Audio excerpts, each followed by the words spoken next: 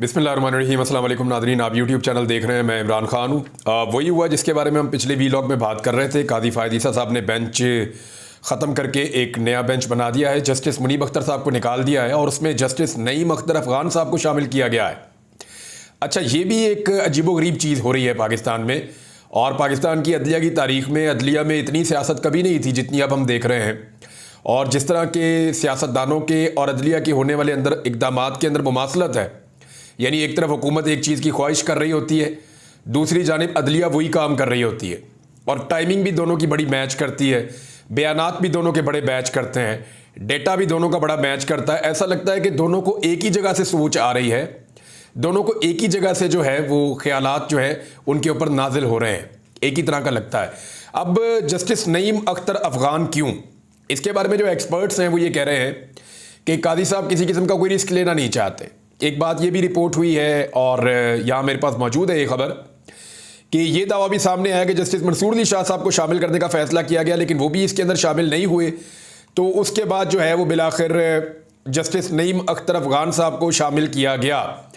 और अगर मज़ीद भी किसी जज को इसमें शामिल किया जाता जो अक्सरियती जजेस हैं, तो वो भी इनकार कर देते और ये मामला मज़ीद मुतनाज़ हो जाता। ख़ास तौर पे प्रैक्टिस एंड प्रोसीजर कमेटी में जो कादी फ़ायद ईसा साहब के पास मास्टर ऑफ द रोस्टर की एक ताकत आई हुई है कि वो जो चाहें बेंच बनाएं, और एक वन मैन शो वहाँ पे चल रहा है, और इसका तस्करा जो है वो जस्टिस मंसूर अली शाह साहब ने किया भी था। तो वो मुतासिर हो जाएगा और मुतनाज़ हो जाएगा और वो मामला खुल जाएगा। लेकिन क्या कादी फ़ायद ईसा साहब जो भी कर सकते थे वो कर गुजरे हैं? तो अब कादी फ़ायद ईसा साहब के पास कौन से कार्ड्स बाकी हैं, और दूसरी जानिब जो अक्सरियती जज हैं, जो न्यूट्रल जजेस हैं, उनके पास कौन से कार्ड्स बाकी हैं, ये सारी चीज़ें मैं आपके सामने रखूंगा। लेकिन कुछ फैक्ट्स पहले करेक्ट कर लेते हैं। एक तो जनाब नया बेंच बना दिया कादी साहब ने, और जस्टिस नईम अख्तर अफ़गान साहब को शामिल किया गया उसमें। अब तो ये पांचों हम ख्याल जजेस हैं, इनमें कोई जज भी जो है वो ऐसा नहीं है जो कादी फ़ायद ईसा साहब के ख्यालात से इत्तफाक ना कर सकता हो। अब जस्टिस साहब ने इसको सुनना शुरू कर दिया केस को, और ये उनकी ऑब्जर्वेशन है कि लगता है कि आर्टिकल 63A का फैसला तहरीके अदम एतमाद को गैर मुअस्सिर बनाने के लिए किया गया था। यानी पहले ही दिन कादी फ़ायद ईसा साहब ने उस फैसले के ऊपर सवालात खड़े कर दिए हैं। हालांकि ये सवालात उठाए जाने चाहिए थे वकला की जानिब से, जो अपील करने वाले हैं उनकी जानिब से, लेकिन कादी फ़ायद ईसा साहब की तैयारी मुझे ऐसा लगता है कि वकला से ज़्यादा बेहतर है। आज उन्होंने जो सवालात उठाए और पे दर पे उठाए, उन सवालात को देखते हुए ये लगता है कि कादी साहब की तैयारी तमाम वकला से बेहतर होगी, और कोई वकील भी इस मुकदमे को इतना अच्छा नहीं लड़ सकेगा जितना अच्छा कादी फ़ायद ईसा साहब इसको हैंडल करेंगे। अब तो बेंच भी हम ख्याल है, तो वहां से फैसला तो वही आएगा, 5-0 का ही मुझे लग रहा है कि फैसला आ जाएगा हुकूमत के हक में, और ये लोटा क्रेसी का रास्ता खुल जाएगा, हॉर्स ट्रेडिंग का रास्ता खुल जाएगा। और हैरत होती है मुझे बिलावल भुट्टो जरदारी पे कि ये वो शख्सियत है जिनकी वालदा इसका शिकार हुई। यानी छंगा मंगा में बेनज़ीर भुट्टो के मैंडेट पे डाका मारा गया और फ्लोर क्रॉसिंग करवाई गई नवाज शरीफ साहब वगैरह की जानिब से। तो छंगा मंगा के डाकुओं के साथ आज बेनज़ीर भुट्टो जो उस वक्त निशाना बनी थी, उनका बेटा उन्हीं डाकुओं के साथ मिल गया जिन डाकुओं ने उसकी मां को निशाना बनाया था। आप अंदाजा कीजिए, बिलावल जरदारी खुद जाकर छंगा मंगा वालों के साथ मिल गया है, और बिलावल जरदारी का डाटा भी खराब है। यानी मजे की बात है, जो भी डाटा बिलावल जरदारी लाकर लोगों के सामने रख रहे हैं, उस डाटा को मुझे हैरत होती है कोई भी चैलेंज नहीं कर रहा। इस वक्त जो अपोजिशन जमाते हैं, ना फजल रहमान साहब ना पाकिस्तान तहरीक इंसाफ, कोई भी बिलावल जरदारी के डाटा को चैलेंज नहीं कर रहा। बिलावल का कहना है कि 90% से ज्यादा टाइम सुप्रीम कोर्ट का आईनी केसेस में लग जाता है, तो मैं आईनी अदालत बनाकर रहूंगा। कोई भी रियल टाइम लाकर नहीं दे रहा कि जनाब 90% से ज्यादा टाइम तो लगता है नॉर्मल केसेस को। ये 90% रिपोर्ट जरूर होते हैं, यानी इनकी रिपोर्टिंग ज्यादा होती है दूसरे केसेस की निस्बत, लेकिन बिलावल के इस डाटा के ऊपर कोई चैलेंज नहीं कर रहा। बिलावल जिन मुल्कों की मिसालें दे रहे हैं, यानी कादी फ़ायद ईसा साहब ने भी रिकॉर्ड मंगवा लिया ना जी, ऑस्ट्रेलिया की, अमेरिका की और बरतानिया की मिसालें लेकर आ जाए जी। इस हवाले से क्या है, तो मैं एक चीज बता दूं कि बरतानिया, अमेरिका और ऑस्ट्रेलिया, क्या पाकिस्तान में उसके जैसे हालात हैं? कादी फ़ायद ईसा साहब से और बिलावल जरदारी से मेरा ये सवाल है कि क्या बरतानिया में जिनकी आप मिसालें दे रहे हैं उनमें कभी कोई फार्म 47 के ऊपर किसी एमएनए को लाया गया है? औरतों और बच्चों को अगवा करके एमएनएस को ब्लैकमेल किया गया है, बच्चों को अगवा करके उनको मार कुट के उनकी फैमिलीज को आवाजें सुनवाकर एमएनएस को क्या कभी ब्लैकमेल किया गया है? क्या कभी अरकान असेंबली को अगवा करके गायब करके उनसे वोट लेने की कोशिश की गई है? यानी ये सारी चीजें तो अमेरिका में, बरतानिया में, ऑस्ट्रेलिया में आप मिसाल दे दें, फिर आप उसके जैसा सिस्टम भी यहां पे लेकर आ जाए। और भी बेशुमार चीजें हैं वहां पे तो फार्म 47 पे हुकूमत नहीं बनती, वहां पे तो ये सारी चीजें नहीं होती। यूसुफ रजा गिलानी के बेटे की वीडियो मौजूद है कि वो सरेआम जो है वो एमएनएस के साथ सौदेबाजी कर रहे हैं, उन्हें बता रहे जी इतने पैसे ले लो, इतने पैसे दे दो, ये वाला काम करवा देंगे, वो वाला भी कर देंगे, ऐसे एडजस्ट कर लेंगे। यूसुफ रजा गिलानी के बेटे की वीडियो मौजूद है और वो बेटा आज असेंबली में मौजूद है। तो कादी फायद ईसा साहब या बिलावल जरदारी साहब, आप ऐसी एक मिसाल दे दें उन मुल्कों के अंदर, और अगर कोई मिसाल ऐसी आपको मिल भी जाएगी तो उस बंदे का या उस पार्टी का पॉलिटिकल करियर पे क्या असर पड़ा उसके बारे में भी आप फिर बता दें। यानी मिसालें आप उन मुल्कों की दे रहे हैं जहां पे जमहूरियत है, जहां पे आजादी इज़हार राय है, और आप उसको लागू करना चाहते हैं उन चीजों को यहां पे, क्योंकि इस वक्त आपको हॉर्स ट्रेडिंग के लिए उन चीजों की जरूरत है। तो बिलावल का मतमा नजर तो ये है। तो जिन मुल्कों की ये मिसालें दे रहे हैं उन मुल्कों की बाकी चीजों के ऊपर भी गौर करें। और बताएं ना एक और चीज भी, कादी साहब बता दें कि क्या उन मुल्कों के अंदर कोई जज किसी ऐसे बेंच में बैठ सकता है जिस बेंच के सामने एक ऐसी चीज का फैसला मौजूद हो जिस चीज का असर उस जज की अपनी एक्सटेंशन पर हो जाए या उस जज के अपने मुस्तकबिल के साथ? यानी ये तो कन्फ्लिक्ट ऑफ इंटरेस्ट है ना। तो वहां पे तो ऐसा नहीं होता, लेकिन यहां पे हम ये सारा कुछ होते हुए देख रहे हैं। माजी में कुछ चीजों को करेक्ट कर लेते हैं हम। जस्टिस मंसूर अली शाह साहब ने, एक मरतबा ऐसा हुआ था कि कादी फायद ईसा साहब को बेंच से निकाला गया था और नया बेंच बनाया गया था। ये 2019 की बात है। तो उस वक्त जस्टिस मंसूर अली शाह साहब ने लिखा था कि बेंच के किसी रुकन की रिफ्यूजल के बगैर बेंच की तश्कील नौ नहीं हो सकती। मंसूर अली शाह साहब उस वक्त कादी फायद ईसा साहब के लिए डट गए थे जब कादी फायद ईसा साहब को बगैर रिफ्यूजल के निकाल दिया गया था। हालांकि वो कोई रिव्यू नहीं थी, वो एक बेंच था। यानी रिव्यू में और बेंच में फर्क यह है कि जब रिव्यू आती है तो उन्हीं जजेस को सुननी होती है जिन जजेस के सामने पहले वो केस लगा होता है। अगर उनमें से कोई जज रिटायर हो गया है तो फिर उसकी जगह पे दूसरा जज शामिल कर लिया जाता है, और अगर कोई जज उनमें से रिफ्यूज कर दे तो फिर आप दूसरा ले सकते हैं। लेकिन एक जज ने रिफ्यूज भी नहीं किया। यानी कादी फायद ईसा साहब का अपना एक लेटर है जिसमें कादी फायद ईसा साहब ने बड़ी वजाहत के साथ कहा था और यह अखबारात में छपा था और मेन हेडलाइन छपवाई गई थी उस वक्त, जो है वो बाकायदा इसको प्रमोट किया गया था और अपोजिशन ने, उस दौर की हुकूमत ने बड़ा काम किया था इसके ऊपर। वो जी सिविलियन का फौजी ट्रायल का मामला था। इसमें कादी फायद ईसा साहब ने कहा जी 9 रुकनी बेंच टूटा, 7 रुकनी बेंच बन गया, प्रैक्टिस एंड प्रोसीजर के बिल का फैसला होने तक मैं बेंच में नहीं बैठ सकता। कादी फायद ईसा साहब ने कहा, जस्टिस तारक ने भी उनके साथ इत्तफाक किया। उन्होंने कहा मैं अलग नहीं हो रहा, आज खुद नोटिस पर मेरे बेंच का रूल्स बनाने का फैसला रजिस्ट्रार ने खत्म कर दिया। जस्टिस फायद ईसा ने कहा, यानी ये सारी चीजें उस दौर में कौन कर रहा था? जस्टिस फायद ईसा कर रहे थे। उनका साथ कौन दे रहा था? मंसूर अली शाह साहब कह रहे थे कि आप ठीक कह रहे हैं, और उन्होंने इसके ऊपर 2019 में भी एक फैसला दिया था कि अगर आपको बेंच से निकाला गया आपके मना किए बगैर और नया बेंच बनाया गया तो फिर ये ज्यादती है, ये नहीं हो सकता। उन्होंने कैटेगोरिकली उस दौर में मंसूर अली शाह साहब ने लिखा था और कादी फायद ईसा साहब का साथ दिया था। आज वही कादी फायद ईसा साहब जब उस दौर में खत लिख लिख के बेंचों से बाहर जाकर बैठ जाते थे और केसों को लटका देते थे लंबा, उन केसेस का फैसला आज तक नहीं हुआ। कादी साहब उनको लटका देते थे। और अब वही कादी साहब हैं जो ये कह रहे हैं कि जनाब हमें तो काम करने की तनख्वाह मिलती है, फैसले करने की तनख्वाह मिलती है, सुप्रीम कोर्ट काम बंद नहीं कर सकता। जस्टिस मुनीब की समाज से मादरत पर चीफ जस्टिस ने रिमार्क्स दिए और उन्होंने कहा जी नया बेंच बना देंगे, और फिर उन्होंने एक नया बेंच बना दिया है। अब 2018 में उस वक्त के चीफ जस्टिस साकिब निसार साहब ने जस्टिस फायद ईसा साहब को एक बेंच से निकालकर बेंच की तश्कील नौ की थी, यानी यही काम किया था। तो उस वक्त फायद ईसा साहब ने अपने ऑर्डर में चीफ जस्टिस के इकदामात को बिला जवाज करार दिया था और उनको एक गलत मिसाल करार दिया था, और ऐसा करने से निज़ाम की सालमियत कमज़ोर होती है।